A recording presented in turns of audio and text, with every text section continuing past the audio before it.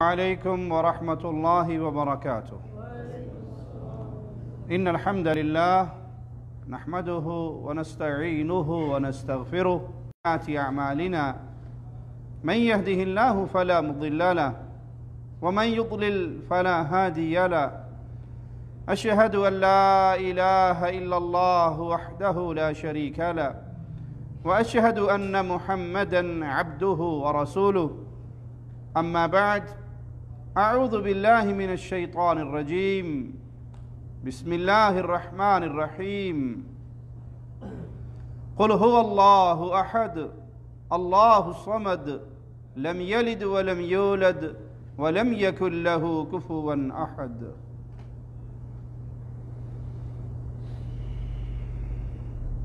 امت مسلمہ پستی اور زوال کا شکار ہے۔ مسلمانوں کی اس پستی کے کچھ اسباب ہم نے پچھلے درس میں بیان کیے تھے، اور ایک اہم سبب مسلمانوں کی اس پستی کا دنیا کی محبت اور موت سے نفرت۔ جب اس بیماری کا شکار ہو جائیں گے مسلمان تو وہ پستی اور زوال کی طرف گرنا شروع ہو جائیں گے۔ سنن نبی داؤد حدیث نمبر 4297، رسول اللہ صلی اللہ علیہ وسلم نے فرمایا، یوشک الامم ان تدع علیکم، قریب ہے دیگر قومیں تم پہ ٹوٹ پڑیں۔ آپ نے بڑی عجیب مثال دے کے سمجھایا، کما تدع الاکلۃ الی قصعتها، جیسے بھوکا کھانے پہ ٹوٹتا ہے اس طرح قریب ہے باقی قومیں تمہارے اوپر ٹوٹ پڑیں۔ فقال قائل، کہنے والے نے کہا، وَمِن قِلَّةِ نَحْنُ يَوْمَئِذٍ، اے اللہ کے نبی صلی اللہ علیہ وسلم، اس دن ہم اتنے تھوڑے ہوں گے کہ ساری قومیں مل کے ہمیں مارنے کے لیے دوڑ پڑیں گی، ہماری تعداد اتنی تھوڑی ہوگی۔ کیونکہ ان کے سامنے تو منظر بڑے عجیب تھے کہ ہمیشہ مسلمان تھوڑے، کفار زیادہ، لیکن اللہ کی نصرت پھر بھی مسلمانوں کے ساتھ۔ کہیں 313,000 کو مار رہے ہیں، اور سارے مقابلوں میں یہی حال ہوتا تھا کہ مسلمانوں کی تعداد ہمیشہ تھوڑی ہوتی تھی، دشمن بہت زیادہ ہوتے تھے، لیکن میدان مسلمانوں کے ہاتھ رہتا تھا۔ تو وہ حیران ہو کے پوچھتے ہیں، اللہ کے نبی صلی اللہ علیہ وسلم، جب ساری قومیں مسلمانوں کو کھانے کے لیے دوڑ پڑیں گی، ہم بہت تھوڑے ہوں گے؟ تو رسول اللہ صلی اللہ علیہ وسلم نے فرمایا، بل انتم یومئذ کثیر، بلکہ تم اس وقت بہت ہوں گے، تمہاری تعداد کم نہیں ہوگی۔ یہ جو دشمن تمہیں مارنے کے لیے دوڑے گا، جیسا کھانے والا بھوکا کھانے پہ ٹوٹتا ہے، باقی قومیں تم پہ ٹوٹیں گی، اس کی وجہ یہ نہیں ہوگی کہ مسلمان بڑے تھوڑے ہیں، پیس دو ان کو، جہاں ملے مسل دو، ان کی تعداد کوئی نہیں، تمہاری تعداد بہت زیادہ ہوگی، تعداد تمہاری بہت ہوگی۔ وَلَكِنَّكُمْ غُثَاءٌ كَغُثَاءِ السَّيْلِ، تمہاری حیثیت ختم ہو چکی ہوگی، تم ایسے ہوں گے جیسے جھاگ ہوتی ہے، سیلاب کا ریلا آتا ہے، اس کے اوپر جھاگ ہوتی ہے، یا آپ نے سمندر کی جھاگ دیکھی ہو، دیکھنے میں تو وہ جھاگ بہت ہوتی لیکن انتہائی بودی، انتہائی کمزور۔ تمہاری تعداد بہت ہوگی لیکن تمہاری حیثیت بالکل بیکار ہوگی، جس طرح جھاگ ہوتی ہے تم اس طرح جھاگ کی طرح ہوں گے۔ وَلَيَنزِعَنَّ اللَّهُ مِن صُدُورِكُمْ مِن صُدُورِ عَدُوِّكُمُ الْمَهَابَةَ مِنْكُمْ، تمہارا جو اللہ نے روب رکھا ہے کفار کے دلوں میں اللہ اس کو ختم کر دے گا۔ جو تمہارا مسلمانوں کا دبدبہ ہوتا تھا، کفار کے دل اس دبدبے سے خالی ہو جائیں گے، تمہارا رعب اٹھا لیا جائے گا۔ وَلَيَقْذِفَنَّ اللَّهُ فِي قُلُوبِكُمُ الْوَهْنَ، تمہارے دلوں میں ایک بیماری وہن کی پیدا ہو جائے گی۔ تمہارا رعب، تمہارا دبدبہ، تمہاری شان و شوکت وہ کفار کے دلوں سے ختم ہو جائے گی، اور تمہارے دلوں میں وہن کی بیماری پیدا ہوگی۔ قال قائل، کہنے والے نے کہا، یا رسول اللہ صلی اللہ علیہ وسلم، وما الوہن، یہ وہن کیا ہے؟ قال حب الدنیا وکراہیت الموت، دنیا سے محبت، موت سے نفرت۔ اور آج الا من رحم ربی حالات کچھ ایسے ہی، دنیا کی محبت دلوں پہ چھائی ہوئی ہے، دنیا ہی زندگی کا مقصد بن چکا ہے، اور پیارے نبی صلی اللہ علیہ وسلم کی بتائی ہوئی یہ خبر حرف بحرف پوری ہو چکی ہے۔ مسلمان پس رہے ہیں، کٹ رہے ہیں، مر رہے ہیں، لیکن مسلمانوں کے دلوں پہ دنیا کی محبت غالب ہے۔ دنیا کے کسی مسئلے میں، مسلمان دنیا کے کسی مسئلے میں بے خبر نہیں ہے۔ جہاں اس کے دنیاوی مفادات ہیں اس میں مکمل خبریں رکھتا ہے، مکمل جانچ پڑتال کرتا ہے، دین کے معاملے کے اندر مکمل جاہل ہے، الا من رحم ربی۔ دنیا نے ایسے آنکھوں پہ اندھیرے اور سیاہ پردے ڈال دیے، جب انسان کا مقصد دنیا ہو، آخرت سے بے خوف ہو جائے، پھر کوئی گناہ اس کے سامنے گناہ نہیں رہتا۔ گناہ کا تصور کب رہے گا، حرام کا تصور کب رہے گا؟ جب اس کو آخرت کا ڈر ہوگا، جب اسے یہ یقین ہوگا کہ میں نے مرنا ہے، یہ جہان چھوڑنا ہے، اللہ کے سامنے کھڑا ہونا ہے، پھر انسان ہر معاملے پہ خوف کھاتا ہے، ڈرتا ہے، پریشان ہوتا ہے، گناہ ہو بھی جائے تو تڑپتا ہے، اللہ کو کیا منہ دکھاؤں گا۔ اور جب صرف دنیا ہی دنیا ہو، پھر سچ اور جھوٹ کا معاملہ ختم۔ پھر تو یہ ہے کہ دنیا کما لیجئے، وہ کسی بھی ذریعے سے مل جائے، اس کے لیے جھوٹ بولنا پڑے، اس کے لیے فراڈ کرنا پڑے، اس کے لیے دھوکہ دینا پڑے، اس کے لیے لوٹ کھسوٹ کرنی پڑے، جو مرضی کر لو۔ اور کسی کا بڑا اچھا جملہ ہے کہ کسی مسلمان کے سامنے آپ حرام کھانا رکھ دو، سور کا گوشت رکھ دو، اسے کو کھا، وہ کہے گا جی میں نہیں کھاتا، حرام ہے۔ اور کاروباری معاملات میں وہ جتنا مرضی جھوٹ بول لے، چائنا کی چیز کو جاپان کی بنا کے بیچتا رہتا ہے، اور اسے کیا کہتے ہیں؟ تجارت ہے جی۔ جھوٹ بولنے سے منع کرو کہ بھائی جھوٹ، وہ کہتا ہے جی جھوٹ کے بغیر گزارا ہی نہیں، کاروبار ہی نہیں چلتا۔ کاروبار ہی نہیں چلتا جب تک ہم جھوٹ نہ بول لیں۔ سور نہیں کھائے گا لیکن حرام طریقے سے کمایا ہوا مال کھا لے گا، وہ اس کو گناہ نہیں سمجھتا۔ جب دنیا انسان کے لیے سب کچھ بن جائے، دین کون سیکھے گا؟ عقائد کون سیکھے گا؟ توحید کو کون سیکھے گا؟ قرآن کو کون پڑھے گا؟ میں نے پہلے عرض کی نا کہ دنیا کے معاملے میں انسان پوری تحقیق کرتا ہے۔ کسی نے جاب کے لیے خلیجی کسی ملک میں آنا ہو، ویزا کہاں سے ملتا ہے، کفیل کیسا ہوتا ہے، ایگریمنٹ کیسے ہوتا ہے، A to Z معلومات لے گا نا۔ یا آپ دیکھ لیں انجینئر بنتے ہی لوگ، ڈاکٹر بنتے ہی اپنی سی وی فارورڈ کریں گے، نیٹ پہ تلاش کریں گے کون سی کمپنیاں ہیں، کہاں جاب مل رہی ہیں۔ دنیا کا کوئی مسئلہ لے لیں، چھوٹے سے لے کے بڑے تک، بکری بھی ایک خریدنی ہے ایک دیہاتی انسان نے تو وہ بھی مکمل تحقیق کرتا ہے۔ گائے خریدنی ہے تو جس دن خریدنی ہے اس دن جا کے اس کا دودھ دوہتا ہے، اس کا دودھ کتنا ہے۔ چھوٹی سے چھوٹی چیز لے لیں آپ دنیا کی، اس میں مکمل تحقیق ہوگی، مکمل محنت ہوگی، جانچ پڑتال ہوگی، اور جو چیز جنت یا جہنم دونوں میں سے کوئی ایک منزل توحید، عقیدہ، ایمان درست ہے تو جنت، غلط ہے تو جہنم. کتنی بڑی چیز ہے. لیکن دیکھ لیا اب اکثریت ہمارے مسلمانوں کی الا من رحم ربی، اس کی طرف کوئی ہماری کوشش، کوئی محنت.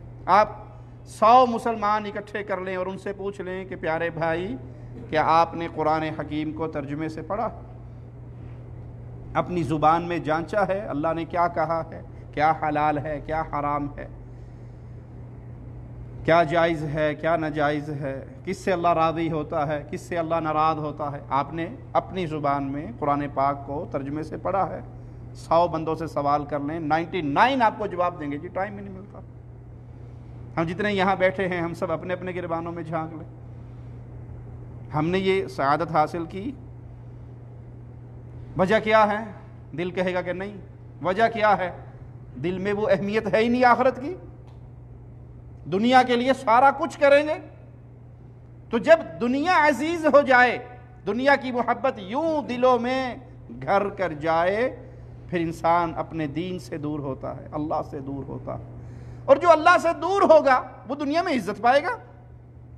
مسلمان اس کے ساتھ تو عزت کے سارے معاملے اللہ کی محبت سے جڑے ہوئے ہیں. جتنا بندہ اللہ کے قریب ہوتا جائے گا اللہ اسے اتنی عزت دیتا جائے گا. جتنا انسان اللہ سے دور ہوگا، اللہ کے دین سے دور ہوگا، اتنا ہی وہ رسوا ہوتا جائے گا. کیونکہ ہمارے ساتھ معاملہ اور وعدہ اگلے جہاں کا ہے. بڑی پیاری بات ہے کسی اللہ والے کی کہ 2 قیدیں ہیں، 2 میں سے ایک قید آپ نے ضرور کاٹنی ہے. بھلے اس دنیا کا قید خانہ کاٹ لو یا اس دنیا میں جانور بن کے آزاد ہو جو جی میں آئے کرے، اور آخرت کا قید خانہ کاٹ لو وہ بڑا ہی خطرناک ہے. کوئی کہہ سکتا ہے کہ کفار تو اس دنیا میں بڑی مزے کر رہے ہیں، ان کا قید خانہ یہ ہے ہی نہیں. ان کا قید خانہ تو اگلا ہے. جس نے اللہ کو نہ مانا، قرآن کو نہ مانا، ایمان نہ لے کر آیا، دنیا مزے سے گزاری، مسلمان نہیں ہے، تو اس کے لیے پیارے نبی صلی اللہ علیہ وسلم کا فرمان ہے یہ دنیا جنت ہے، اور مومن کے لیے یہ سجن ہے، یہ جیل ہے، یہ قید خانہ ہے. یہ کرنا ہے، یہ نہیں کرنا، یہ حلال ہے، یہ حرام ہے، یہ گناہ ہے، یہ ثواب ہے، یہ جائز ہے، یہ ناجائز ہے. اس سے اللہ راضی ہوگا، اس سے اللہ ناراض ہوگا. اگر اس دنیا کے قید خانے کو میں قید خانہ بن کے سمجھ کے اللہ کے حکموں کے مطابق کاٹ لوں تو پھر آخرت مزے ہی مزے. وہاں کوئی پریشانی نہیں، کوئی غم نہیں، کوئی دکھ نہیں. لیکن اگر میں نے اس دنیا کو اپنی مرضی سے گزارا، اس کو اپنا قید خانہ نہ سمجھا،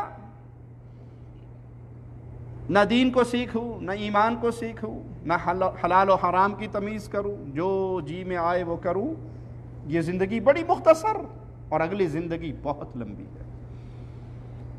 جو لوگوں کا مال چھین لیتے ہیں، لوٹ لیتے ہیں، دھوکے سے کھا لیتے ہیں اور اس کو اپنا کمال سمجھتے ہیں، اس کی وجہ کیا ہے؟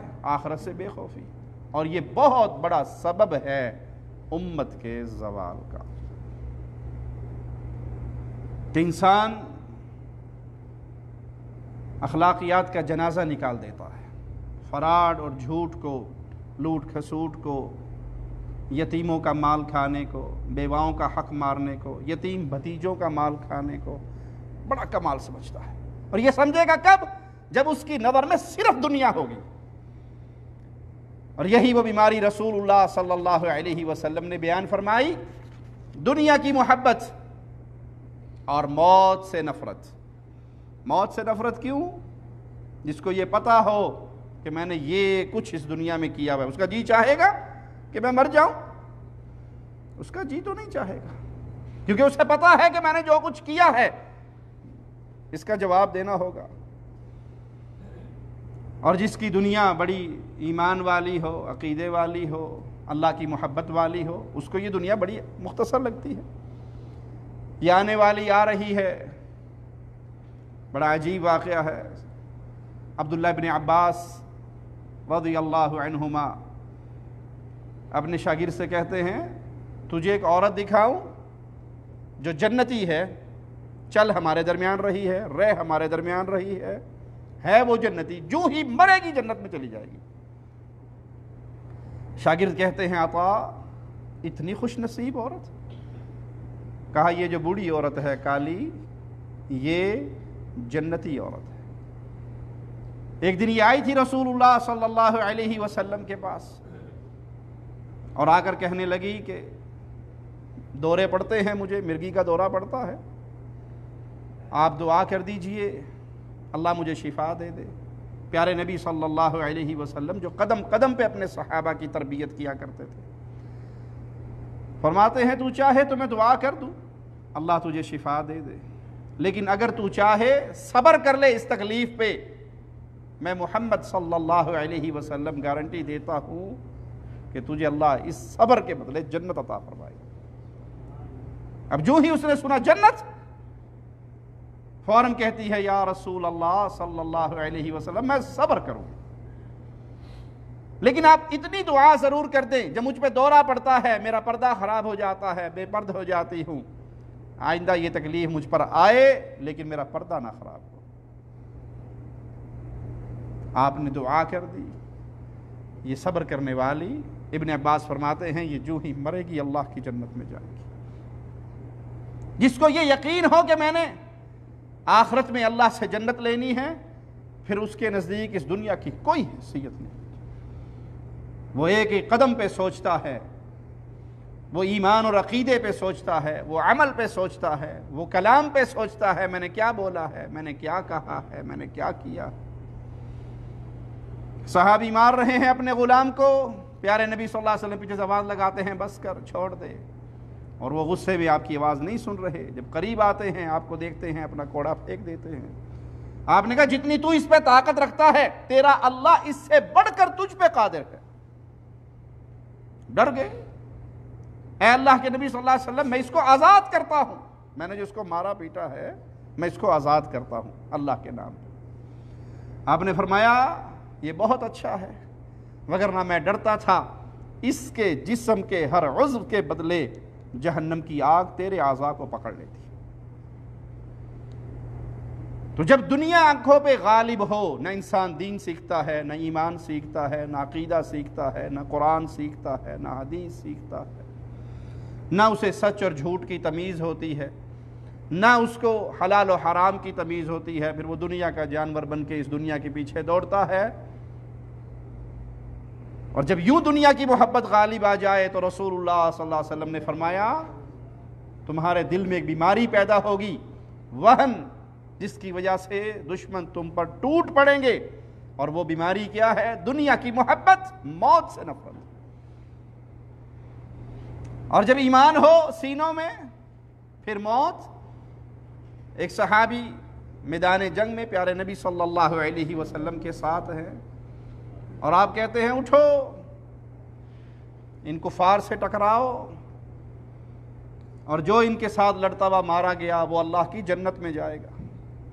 ایک صحابی کھجورے کھا رہے، چند کھجورے ان کے ہاتھ میں، کہنے گے اے اللہ کے نبی صلی اللہ علیہ وسلم میرے اور جنت میں صرف اتنی دیر ہے کہ میں ان سے ٹکراؤں اور یہ مجھے قتل کر دے؟ فرمایا ہاں، تو ان سے لڑتا ہوا اگر شہید ہو جاتا ہے تو اللہ کی جنت میں ہے۔ یہ سوچ کے اپنی کھجوروں کی طرف نظر دوڑائی اور کہا یہ ساری کھجوریں، چند کھجوریں ہیں 3 یا 7، یہ ساری کھجوریں کھاؤں اور پھر جا کے جنت میں جاؤں؟ یہ تو بڑی لمبی زندگی ہے۔ کھجوروں کو پھینک دیتے ہیں، کفار سے ٹکراتے ہیں، شہید ہو کے اللہ کی جنت ہو جاتے ہیں۔ یہ ہے وہ عزت کا راستہ کہ جب آپ کی اور میری نظر آخرت پہ ہوگی پھر یتیم کے مال پہ ہاتھ نہیں بڑھے گا، پھر بہن کا حق چھیننے کے لیے بہانے نہیں ہوں گے۔ ارے وہ بہنیں جو بھائیوں کو اتنی محبت سے پالتی ہیں، بڑی بہن ماں کا کردار ادا کرتی ہے، اور جب انسان پیسوں والا ہو جاتا ہے، دنیا آنکھوں پہ چڑھ جاتی ہے، اسی بہن کا حق مارتا ہے۔ اور اگر کوئی مانگ لے اپنا حق تو اس سے بول چال ختم، اس سے مرنا جینا ختم، اس کے گھر آنا جانا ختم۔ تو نے حق لیا، خاندان میں میری ناک کٹوا دی، تجھے ناک کٹنے کا بڑا خدشہ ہے، اور اگر یہ قبر جہنم کا گڑھا بن گئی تو پھر کیا کرے گا؟ اور بہن بھی بیچاری ڈر کے معاف کر دیتی ہے، کیونکہ وہ جانتی ہے زمین یا بھائی، جائیداد میں سے حصہ یا بھائی، حصہ لے لیا تو بھائی نہیں ملے گا، حصہ معاف کر دیا تو کہے گا جی بڑی پیاری بہن ہے ہماری، بالکل اس نے اپنا حصہ معاف کر دیا۔ جو حق اللہ نے جائیداد میں وراثت میں تیرا رکھا ہے ویسے ہی اللہ نے بہن کا حق وراثت میں رکھا ہے۔ ظلم نہ کیجئے کہ زندگی بڑی تھوڑی ہے، اور اس بیماری سے اپنے دلوں کو بچائیے کہ دنیا کی محبت ایسے غالب ہو جائے کہ انسان اللہ کے دین سے غافل ہو جائے۔ امیر عمر رضی اللہ عنہ وارضاہ کا ایک قول سنیے، اِنَّا قَوْمٌ عَزَّنَ اللَّهُ بِالْإِسْلام، ہم وہ قوم ہیں کہ اللہ نے ہمیں عزت اسلام کے ذریعے دی ہے، اسلام کے ساتھ دی ہے۔ جتنا ہم اسلام کو سینے سے لگائیں گے اتنی ہم عزت پائیں گے، اور جتنا ہم اسلام سے بھاگیں گے اتنے ہم ذلیل ہوں گے۔ فَلَن نَبْتَغِيَ الْعِزَّةَ بِغَيْرِهِ، ہم اسلام کو چھوڑ کر عزت تلاش نہیں کرتے۔ اگرچہ اس کلام پر، اس روایت پر کچھ کلام ہے، لیکن یہ بات ثابت شدہ ہے مختلف نصوص سے۔ مسلمان کو عزت ملی اسلام کے ذریعے، انسان کو عزت ملی اسلام کے ذریعے، وگرنہ آپ اسلام کے آنے سے پہلے کا حال دیکھ لیں۔ کفار مکہ کے ہاں انسانیت کیسے دم توڑ چکی تھی، بیٹیوں کو زندہ درگور کر دیا کرتے تھے۔ اب جو بیٹیاں اسلام کی حدود کو توڑنا چاہتی ہیں، ان بیٹیوں کو سنائیے، ان بہنوں کو سنائیے، اسلام کے آنے سے پہلے اے عورت، اس شرم کے ساتھ کہ میرے گھر لڑکی پیدا ہو گئی، زندہ دفن کر دیا جاتا تھا۔ عورت کو پاؤں کی جوتی سمجھا جاتا تھا۔ اسلام نے اس کو ماں کا مقام دیا، اس کے قدموں میں جنت تلاش کرنے کا حکم دیا۔ صحابی آیا ہے اور آ کر کہہ رہا ہے، اللہ کے نبی صلی اللہ علیہ وسلم، میں آپ کے ساتھ رہنا چاہتا ہوں، مارکوں میں حصہ لینا چاہتا ہوں، زندگی آپ کے سائے میں گزارنا چاہتا ہوں، یمن سے چل کر آیا ہوں۔ کہا تیرے ماں باپ زندہ ہیں؟ کہا صرف زندہ نہیں، روتے ہوئے چھوڑ کر آیا ہوں۔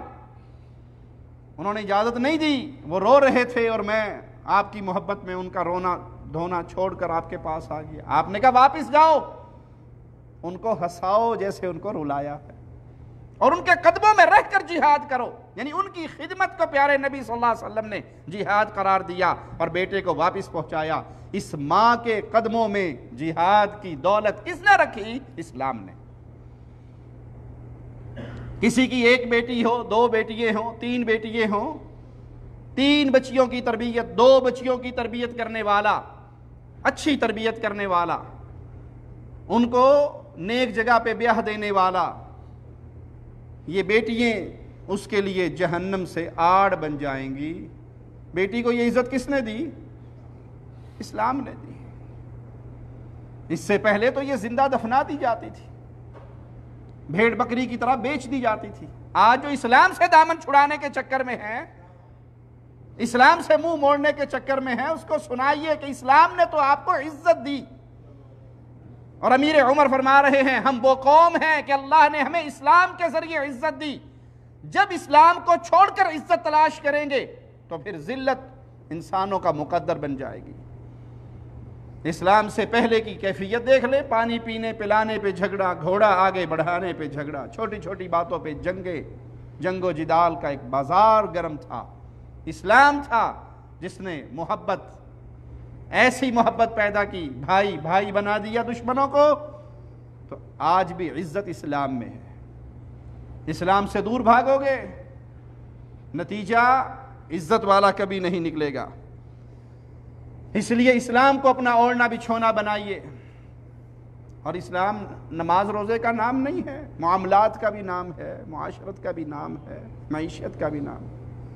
زندگی کے ہر پہلو میں اسلام میری اور آپ کی رہنمائی کرتا ہے۔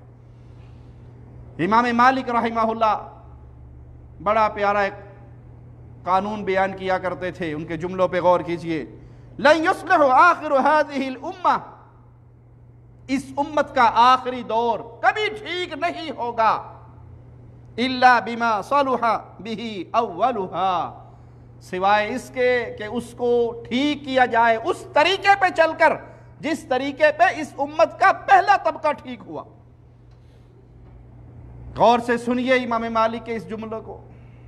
اس امت کی کبھی اصلاح نہیں ہوگی، اس کی آخری دور کی، کوئی طریقہ اختیار کر لو اصلاح کا نہیں ہو سکتی، صرف ایک طریقے سے اصلاح ہوگی، جیسے اس امت کی ابتدا میں اصلاح ہوئی۔ اسلام آیا، اسلام نے آ کر سب سے پہلے آوازہ کیا بلند کیا؟ قولوا لا الہ الا اللہ، لا الہ الا اللہ پڑھ لو، لا الہ الا اللہ کو مان لو، لا الہ الا اللہ کا اقرار کر لو۔ مکی دور میں پیارے نبی صلی اللہ علیہ وسلم کا سارا زور مر کے اٹھنا ہے، آخرت پہ ایمان لے آؤ، لا الہ الا اللہ کا اقرار کر لو، توحید کو تسلیم کر لو۔ جب تک امت اس پہلے امر کی طرف نہیں لوٹتی، اصلاح نہیں ہوگی۔ اور آج عجیب حالت ہے، الا من رحم ربی۔ یہ نبوی طریقہ، یہ نبوی نسخہ اصلاح کا اگر استعمال کیا جائے، لوگ کہتے ہیں جی یہ فساد کرواتا ہے، لوگ کہتے ہیں جی یہ فرقہ واریت پھیلاتے ہیں۔ اگر یہ کہا جائے کہ توحید کو درست کر لو، عقیدوں کو درست کر لو، اللہ پر ایمان لے آؤ، لا الہ الا اللہ کے اقرار کر لو، غیر اللہ سے رشتے توڑ لو، ان قبر والوں سے، ان ڈھیریوں والوں سے، ان مردوں سے اپنی امیدیں نہ جوڑو، اس سے جوڑو جس نے ابراہیم کو جلتی ہوئی آگ میں بچایا، اس سے جوڑو جس نے موسیٰ علیہ السلام کو سب سے بڑے دشمن کی گود میں پالا۔ اللہ چاہتا تو کسی غار کے اندر پیدا کر دیتا موسیٰ علیہ السلام کو اور جوان کر کے لے آتا، لیکن وہ مالک ہے جس کی وجہ سے سارے بچے مارے جا رہے ہیں، یہ بچہ اسی کے گھر میں پل رہا ہے، وہ اللہ ہے، اس سے رشتہ جوڑو، اپنے عقیدوں کو درست کرو۔ یہ قبروں میں دفن ہو جانے والے بزرگ اولیاء اللہ ہیں، صالحین ہیں، تو ان کی قبر جنت کا باغ ہے، لیکن انہوں نے اپنی عبادت کی دعوت نہیں دی۔ ان کی عبادت کرنا عقل مندی نہیں ہے، بے وقوفی ہے، شرک کا دھندا ہے، اور جب تک شرک اکبر اس امت میں رہے گا، ذلت اس امت کا مقدر رہے گی۔ توحید کو درست کرو گے، عقیدوں کو درست کرو گے، اللہ سے تعلق جوڑو گے تو تم عزت کے راستے پر چلو گے۔ جب یہ پیغام دیا جائے، آج کلمہ پڑھنے والوں کی اکثریت آپ کو جواب میں کیا کہے گی؟ بڑے گستاخ ہیں، یہ وہابی ہو گئے ہیں، یہ بد مذہب ہو گئے ہیں، یہ بے دین ہو گئے ہیں، یہ گستاخ ہو گئے ہیں، یا اولیاء کے منکر ہو گئے ہیں۔ آج ہی ایک سندھ کے بہت بڑے پیر صاحب کا کلپ مجھے کسی نے بھیجا، اور وہ فرماتے ہیں کمبر والی سائیں سرکار کہ جو پیر عبد القادر جیلانی کو نہیں مانتا، اس کو پھر پیر صاحب نے اپنے مبارک منہ سے اتنی بڑی گالی دی کہ وہ فلاں فلاں فلاں ہے۔ انا للہ و انا الیہ راجعون۔ بھائی کوئی مسلمان ایسا ہے جو یہ کہے کہ میں پیر عبد القادر جیلانی کو نہیں مانتا؟ کوئی کائنات میں ایسا مسلمان ہو سکتا ہے کہ جو پیر صاحب کا انکار کرے؟ ہم پیر صاحب کو مانتے ہیں۔ کیا ماننا مقصود ہے؟ وہ اللہ کے بندے تھے بس؟ نہیں، اس کو مانو کہ وہ غوث اعظم تھے، اس کو مانو۔ ایک نے تو منوانے کے لیے لمبی ساری جھوٹی کہانی گھڑی، اس نے کہا جانتے ہو پیر عبد القادر جیلانی کا فرمان ہے کہ میرا قدم ہر ولی کی گردن پہ ہے۔ کہا جی یہ فرمان ہے پیر صاحب کا۔ کہا اس کی وجہ کیا ہے؟ کہا نہیں پتا۔ کہا میں وجہ بتاتا ہوں۔ اس کی وجہ کیا ہے؟ اللہ کے نبی صلی اللہ علیہ وسلم معراج کے لیے گئے، 7ویں آسمان سے اوپر جانا تھا، جبرائیل نے انکار کر دیا کہ اس سے آگے تو میں جا نہیں سکتا، بڑے پریشان کے جانا بھی ہے اور کوئی ذریعہ بھی نہیں ہے، عرش پہ پہنچنا ہے۔ تو دیکھا ایک نوجوان وہاں پہ گھوم رہا تھا، اس نے کہا جی آپ نے اوپر جانا ہے، کوئی بات نہیں، آپ میری گردن پہ پاؤں رکھے، میرے کندھے پہ، میں آپ کو چڑھا دیتا ہوں، آپ عرش پہ پہنچ جائیں گے۔ اللہ کے نبی صلی اللہ علیہ وسلم نے اس کے کندھے پہ قدم رکھا اور اس نے اونچا کیا آپ کو، اور آپ عرش کے اوپر چڑھ گئے۔ وہاں اللہ سے ملاقات ہو گئی۔ اللہ کے نبی صلی اللہ علیہ وسلم نے پوچھا اللہ یہ نوجوان کون تھا جس کے کندھوں پہ قدم رکھ کر میں تیری بارگاہ میں حاضر ہوا، عرش کے اوپر چڑھ گیا، یہ تھا کون؟ کہا یہ تیری امت میں، تیرے خاندان میں سے ہوگا، اور تیری امت کا فرد ہے عبد القادر جیلانی ہے۔ تو کہا پھر اللہ کے نبی صلی اللہ علیہ وسلم نے کہا جس طرح آج میں عبد القادر جیلانی کے کندھے پہ گردن پہ پاؤں رکھ کے عرش پہ چڑھا ہوں، اے عبد القادر تیرا قدم میری امت کے ہر ولی کی گردن پہ۔ انا للہ و انا الیہ راجعون۔ آپ یہ نہ مانیں آپ کو گالیاں دی جائیں گی۔ جب تک پیروں کو الہی صفات نہ دی جائیں کہ وہ غوث اعظم ہے، وہ سب سے بڑے مددگار ہیں۔ غوث اعظم کا معنی سب سے بڑا مددگار، اور سب سے بڑا مددگار مٹی کے اندر دفن ہو جانے والا عبد القادر جیلانی نہیں ہے۔ سب سے بڑا مددگار وہ ہے جو اپنی شان کے مطابق اپنے عرش پہ ہے۔ اگر یہ کوئی کہے کہ آپ پیر صاحب کو نہ مانیں تو آپ کو گالیاں ملتی ہیں، کیا مانیں؟ اس کو یہ مانو کہ وہ اولاد دیتا ہے، وہ زندہ کرتا ہے، وہ مردوں کو زندہ کر دیتا ہے، اس کے ہاتھ میں سارا کچھ ہے، وہ جو چاہے کر گزرتا ہے۔ اس کو اللہ مان لو تو آپ بالکل ٹھیک ہیں، اور اس کو اللہ والی صفات نہ دو تو آپ کو گالیاں پڑیں گی۔ اس امت کا آخری طبقہ جب تک اس کو پہلے دور کے مطابق توحید کے عقیدے پہ نہیں لاؤ گے، کبھی اصلاح نہیں ہوگی امت کی، اور کبھی امت زوال کی اس دلدل سے نہیں نکلے گی۔ یہ آج کے کسی مولوی صاحب کا بیان نہیں، یہ امام مالک اور تابعین کے دور کا مشہور جملہ ہے۔ امت کے آخری طبقے کو ٹھیک کرنا ہے تو پہلے طبقے کی طرف لوٹنا پڑے گا۔ وہ کیسے ٹھیک ہوئے تھے؟ اور وہ توحید کی دعوت سے ٹھیک ہوئے تھے۔ نبی کریم صلی اللہ علیہ وسلم نے یمن کی طرف اپنے سفیر کو بھیجا، سیدنا معاذ کو، تو کیا کہا؟ اہل کتاب کی طرف جا رہے ہو، ان کو سب سے پہلے جو دعوت دینا وہ لا الہ الا اللہ۔ ہمارے ہاں بڑے شوق سے امام بارگاہوں میں سنی مولوی جاتے ہیں، بعض توحید کے دعوے دار بھی اہل شرک کے میلوں میں شریک ہوتے ہیں۔ اب وہاں جا کے وہ توحید کا پیغام نہیں دیتے، وہاں جا کے وہ لا الہ الا اللہ کی بات نہیں کرتے، وہ کہتے ہیں آپ بھی ٹھیک ہے، ہم بھی ٹھیک ہے، یہ بھی ٹھیک ہے، یہ بھی ٹھیک ہے، سارے ٹھیک ہے۔ رسول کریم صلی اللہ علیہ وسلم قولوا لا الہ الا اللہ کا وعدہ لگا رہے، سگا چچا پیچھے دوڑتا آ رہا اور نعوذ باللہ کہہ رہا یہ ساحر ہے، یہ مجنون ہے، یہ اس کی بات نہ سننا۔ آپ نے اپنی بات کو تبدیل نہیں کیا۔ اگر آپ اہل شرک کے مراکز میں جا کے پیغام توحید دیں تو اہلاً و سہلاً، اس سے بڑی ہمت کیا ہوگی۔ لیکن اگر آپ وہاں بیٹھ کر کہیں یہ بھی کر لو، یہ بھی ٹھیک، یہ بھی کر لو، یہ بھی ٹھیک، تم بھی ٹھیک، ہم بھی ٹھیک، جو جہاں لگا ہے ٹھیک، آپ سے بڑا دجال کوئی نہیں۔ امت کی اصلاح ہوگی تو عقیدہ توحید کی بنیاد پہ ہوگی، اس کی طرف لوٹئے۔ جب توحید درست ہو جائے گی، یہ ذلت کی دلدل سے انسان نکل آئیں گے۔ کتاب و سنت کے ساتھ تمسک کیجئے جیسے صحابہ کا تھا۔ پیارے نبی صلی اللہ علیہ وسلم کے صحابہ کے دور میں کوئی فرقہ، کوئی پارٹی، کوئی گروپ، نہ یہ نہ وہ نہ وہ، ایک ہی بات ہوتی تھی، اللہ نے کیا کہا اور محمد الرسول اللہ صلی اللہ علیہ وسلم نے کیا کر کے دکھایا۔ کتنی پیاری اور کتنی سچی اور کتنی سچی اور کتنی سادہ بات ہے۔ یعنی اسلام نام ہے اللہ کا حکم، رسول اللہ صلی اللہ علیہ وسلم کا حکم، معاملہ ختم۔ قرآن میں کیا ہے، حدیث میں کیا ہے، جو صحابہ نے دیکھا اس پہ عمل کر لیا۔ بعد کے لوگوں کے لیے کیا ہے، کتاب و سنت کو سمجھو جیسے اصحاب محمد الرسول اللہ نے سمجھا۔ کوئی لڑائی ہوگی؟ کوئی انتشار نہیں، کوئی لڑائی نہیں، کوئی فرقہ پرستی نہیں، کوئی گروپ نہیں، کوئی، ہم مسلمان ہیں، بھائی ہیں سارے آپس میں۔ ہاں اسلام کی ڈیفینیشن نہیں نہ کرو کہ یہ 2019 ماڈل، یہ 2020 ماڈل، یہ 2010 ماڈل، یہ نیا ماڈل، یہ پرانا ماڈل۔ دنیا کی ہر چیز کا نیا ماڈل اچھا ہو سکتا ہے، اسلام کا جتنا پرانا ماڈل لوگے اتنا اوریجنل ملے گا۔ وہ اسلام کیا تھا جو ابوبکر نے مانا، عمر نے مانا، عثمان نے مانا، علی نے مانا، طلحہ، سعد، سعید، زبیر نے مانا، حسن، حسین نے مانا، معاویہ، ابو سفیان نے مانا، رضوان اللہ علیہم اجمعین۔ وہ کیا تھا؟ قرآن اور حدیث کے علاوہ کچھ تھا؟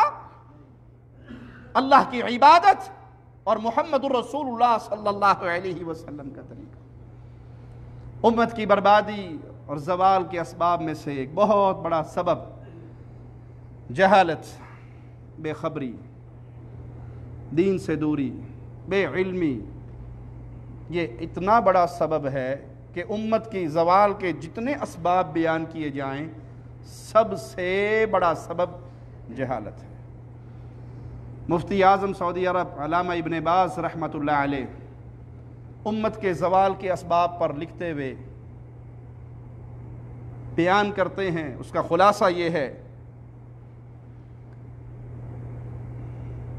کہ یہ امت ہلاکت و بربادی اور پستی کا شکار ہوئی دین سے بے علمی کی بنیاد پر، بے خبری کی بنیاد پر، جہالت کی بنیاد پر۔ ان سب اسباب کا اصل سبب ایک ہی ہے جس کی وجہ سے یہ باقی اسباب پیدا ہوئے، اور وہ جہالت ہے، اللہ اور اس کے رسول کے دین سے بے خبری، اللہ اور اس کے رسول کے دین سے دوری۔ آپ کسی سے پوچھ لیں آپ یہ عمل کرتے ہیں کیوں کرتے ہیں؟ آپ نے دین سیکھا ہے؟ آپ دنیا کے اندر تو ماشاءاللہ بہت ڈگریوں کے ہولڈر ہیں، آپ نے قرآن ترجمے سے پڑھا ہے، آپ ایک کام دن میں 5 مرتبہ کرتے ہیں نماز کا، آپ نے حدیث سے نماز کا طریقہ سیکھا ہے؟ نہیں جی، ہم نے تو نہیں سیکھا۔ پھر کیسے پڑھتے ہیں؟ جیسے مولوی صاحب نے پڑھا دیا، 2 رکعت نماز انیرا جو حال امام دا وہی میرا، اللہ اکبر، معاملہ ختم۔ خود دین سیکھنے کی تڑپ ہمارے اندر، آپ دیکھ لیں، میں بڑی سادہ مثالیں دیتا ہوں تاکہ بات دل میں اتر آئے۔ آپ میں سے میرا خیال ہے شاید کوئی بھائی ایسا نہیں ہوگا جس کی جیب میں آئی فون یا گلیکسی نوٹ 8 یہ نہ ہو۔ ماڑا بندہ بھی یہ خریدتا ہے نا، کم از کم 1000 1500 2000 کا موبائل جیب میں ہوتا ہے۔ صحیح بخاری کا سیٹ اردو، ہندی، بنگالی ہر زبان میں ترجمہ ہو چکا ہے، موجود ہے، اکثر زبانوں میں موجود ہے۔ کیا آپ کے اور میرے کمرے میں پڑا ہے؟ کیا کوئی مسئلہ ہمیں درپیش ہو ہم اس کی طرف لوٹیں، نماز کا چیپٹر کھولیں، روزے کا کھولیں، نکاح کرنا ہے تو نکاح کا کھولیں، طلاق کا اللہ نہ کرے کہیں معاملہ آ جائے تو وہ کھولیں؟ کبھی ایسا ہوا ہم نے خود دین کو سیکھنے کی کوشش کی؟ مجھے مولوی صاحب مولوی نا کیوں یاری لائی ہے، مولوی صاحب نے پوچھ لیں گے، اور پھر یہ نہیں کہ مولوی صاحب سے یہ پوچھیں گے جی آپ بتائیے اللہ کے نبی صلی اللہ علیہ وسلم نے کیا فرمایا، بلکہ کیا ہوگا، میرا فلاں فرقہ ہے، میری فلاں جماعت ہے، میری فلاں جماعت ہے، میری فلاں جماعت ہے، میری جماعت کے مطابق بتائیے، میرے بزرگوں کے مطابق بتائیے۔ آپ نے کلمہ کس کا پڑھا ہے؟ محمد الرسول اللہ کا۔ آپ یہ کیوں نہیں کہتے کہ بھائی حدیث بتائیے، قرآن بتائیے، ابو بکر عمر عثمان و علی کا طریقہ بتائیے؟ اللہ کے نبی صلی اللہ علیہ وسلم نے فرمایا میری سنت اور میرے خلفاء کی سنت کو تھامے رکھنا۔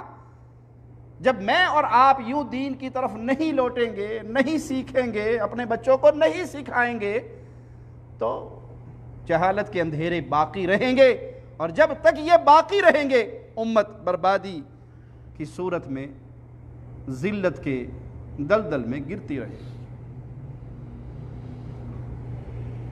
ہمیں پٹی پڑھا دی گئی، بس کلمہ پڑھ لیا آپ مسلمان ہو گئے، معاملہ ختم۔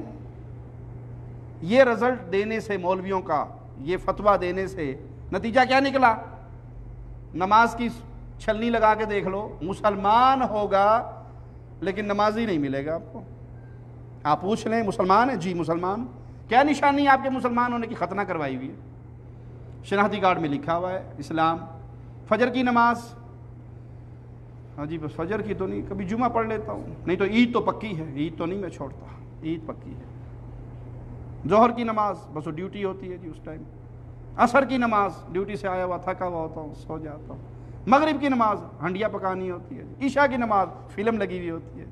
5 ہو گئی۔ اور جو پڑھتے بھی ہیں، جس دن کرکٹ کا میچ T20 ہو اس دن T20 کے چکر میں کیا ہوتا ہے جی، سوتے ہوئے ساری پڑھ لیں گے۔ کیوں؟ اہمیت ہی نہیں ہے، علم ہی نہیں ہے۔ پیارے نبی صلی اللہ علیہ وسلم کو کفار کی طرف سے پتھر پڑے ہیں، اہل طائف کے پاس گئے دعوت دینے کے لیے، انہوں نے ظلم و ستم کیا اور بادشاہ کو پیچھے لگا دیا، بد دعا نہیں دی قوم کو، ہاتھ اٹھائے دعا کے لیے، اللہ میری قوم کو ہدایت دے دے، مجھے نہیں پہچانتا۔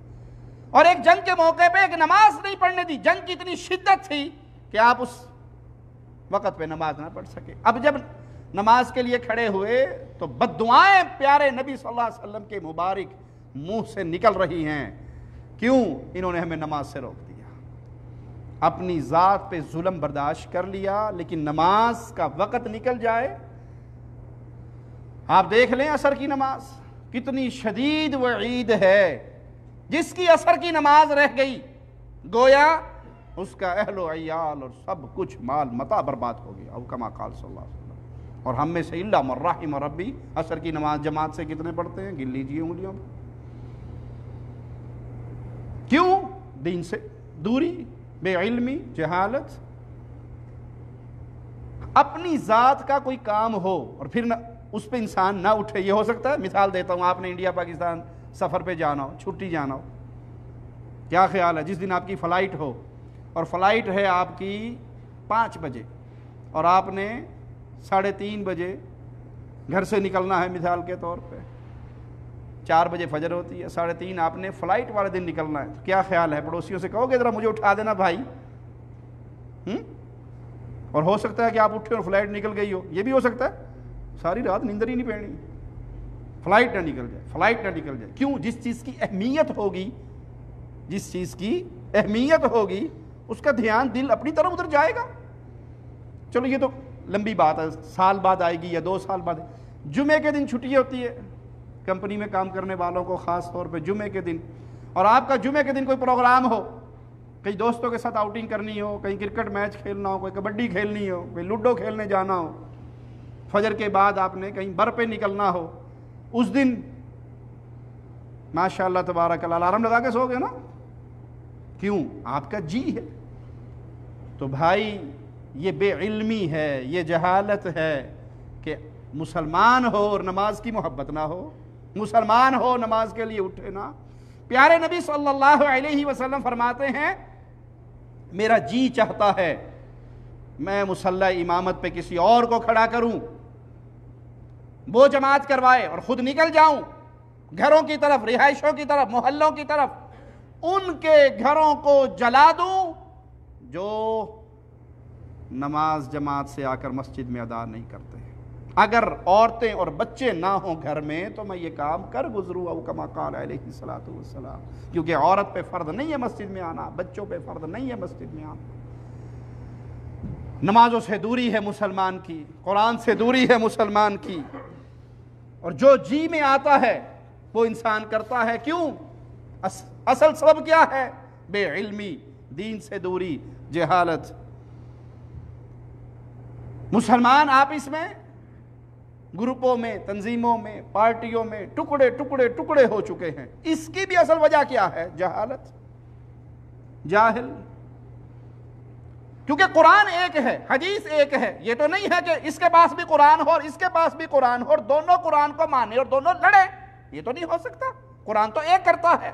قرآن بھی ہو، حدیث بھی ہو، صحابہ کا فہم بھی ہو، پھر امت کے اندر فرقوں کی لائن لگی ہوئی ہو. یہ کب ہوگا؟ جب میں خود دین کو نہیں سیکھوں گا، جب میں خود دین کو نہیں پڑھوں گا، جب میں خود قرآن سے نور نہیں لوں گا، لڑائی ہوگی. اس لیے نور اتحاد پیدا کرتا ہے، قرآن اتحاد پیدا کرتا ہے، حدیث رسول اتحاد پیدا کرتی ہے، فہم صحابہ اتحاد پیدا کرتا ہے.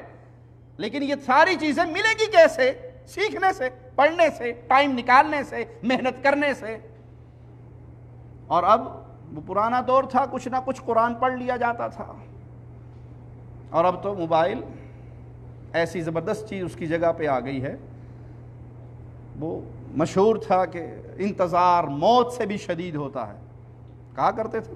کیوں؟ اس وقت انتظار کرنے والے کے پاس موبائل نہیں ہوتا تھا، وہ بیٹھا دیکھ رہا کدوں گڈی آئے گی، کدوں بندہ آئے گا، پریشان ہی رہتا تھا. اور اب ڈاکٹر کے پاس چلے جائیں، ہاسپٹل میں چلے جائیں، 1 گھنٹے کی بعد کی پرچی، مسئلہ ہی کوئی نہیں، موبائل نکالیں لگے رہیں. بلکہ کوشش کریں گے یار پہلے تو ہو لے، میں ذرا ایک گیم کھیل رہا ہوں یہ پوری کر لوں. پیارے بھائی، یہ درد کی باتیں ہیں، یہ دکھ کی باتیں ہیں، یہ امت کی اصلاح کی باتیں ہیں. امت اس وقت پھر کچھ خیر پہ تھی جب بچوں کی تربیت ماں باپ کیا کرتے تھے. آج بچوں کی تربیت گھر گھر کا یہ رونا ہے، گھر گھر کا یہ دکھڑا ہے، گھر گھر کی یہ مصیبت ہے. بیٹے باپ کی بات نہیں مانتے، بیٹیاں ماں کی بات نہیں مانتی. کیوں؟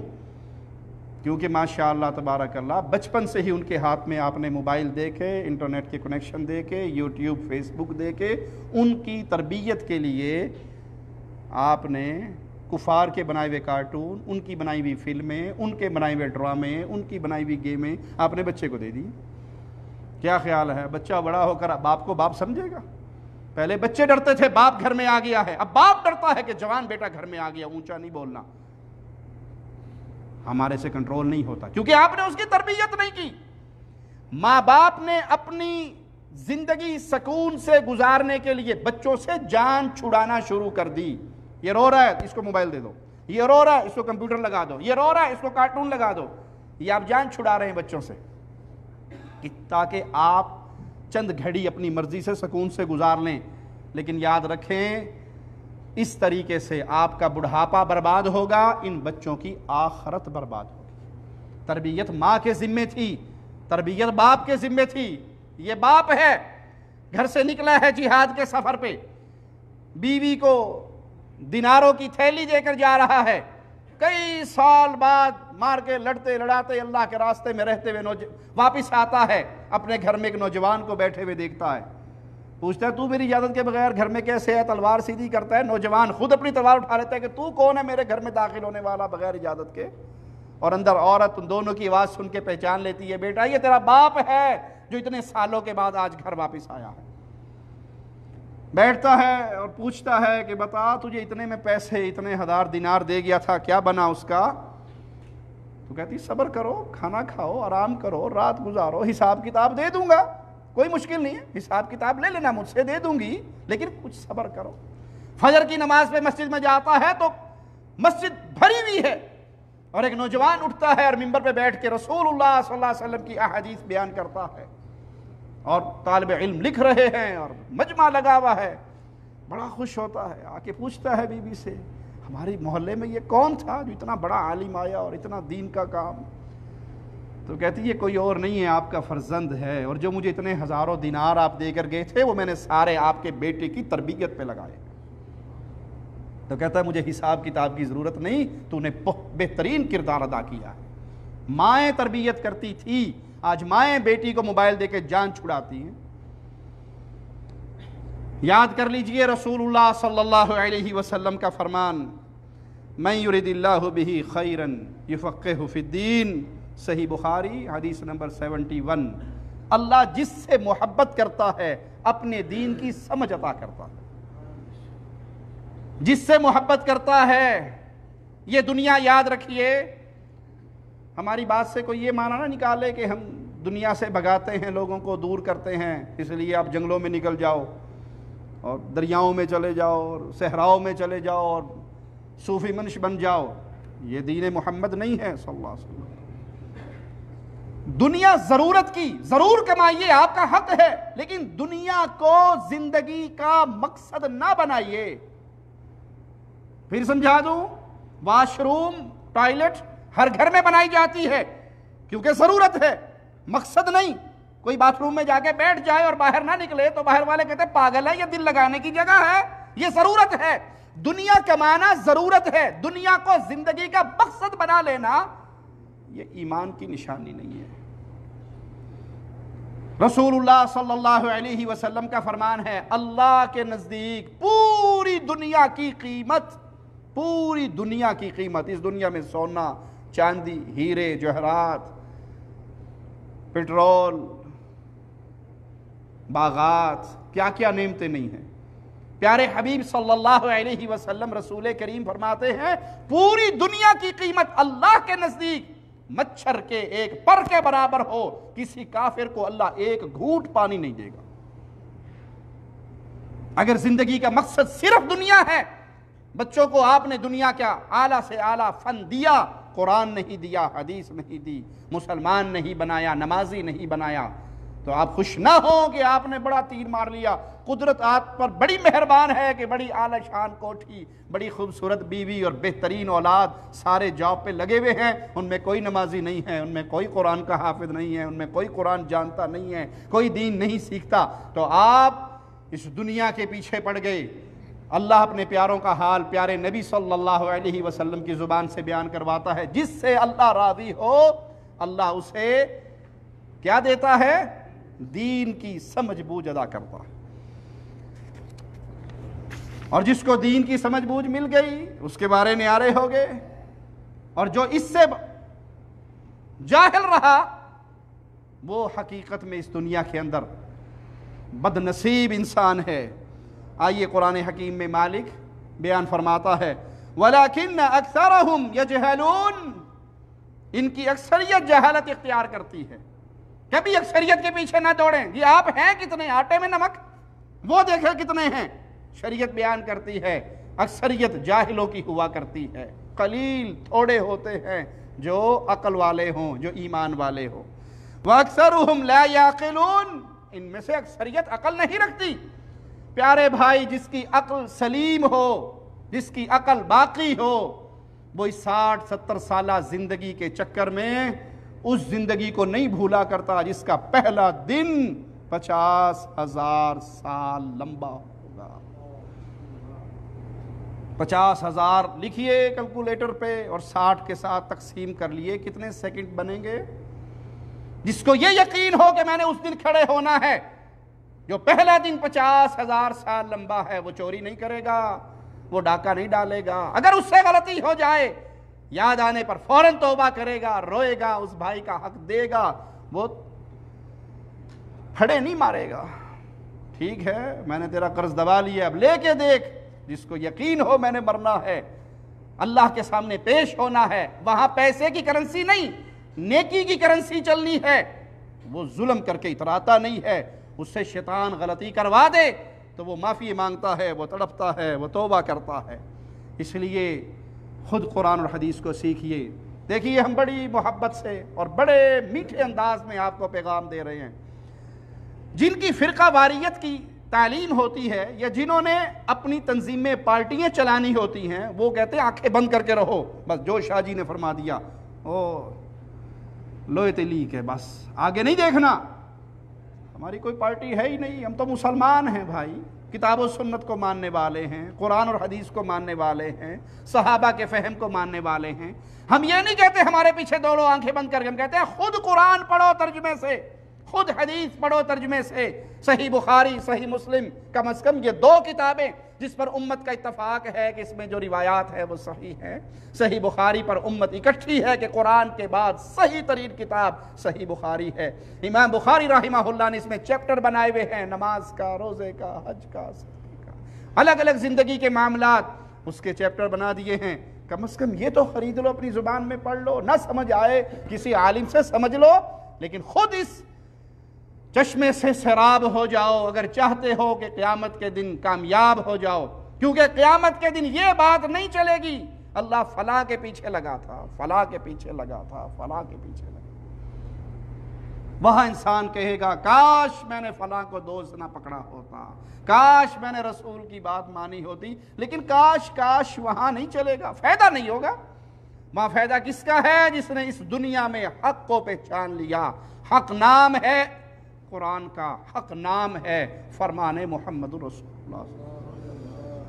اے اللہ ہمارے گناہوں کو معاف فرما دے، ہماری خطاؤں کو معاف فرما دے، ہماری سیاہکاریوں کو معاف فرما دے۔ اے اللہ ہمیں زندہ رکھنا تو ایمان کی بہترین حالت میں زندہ رکھنا۔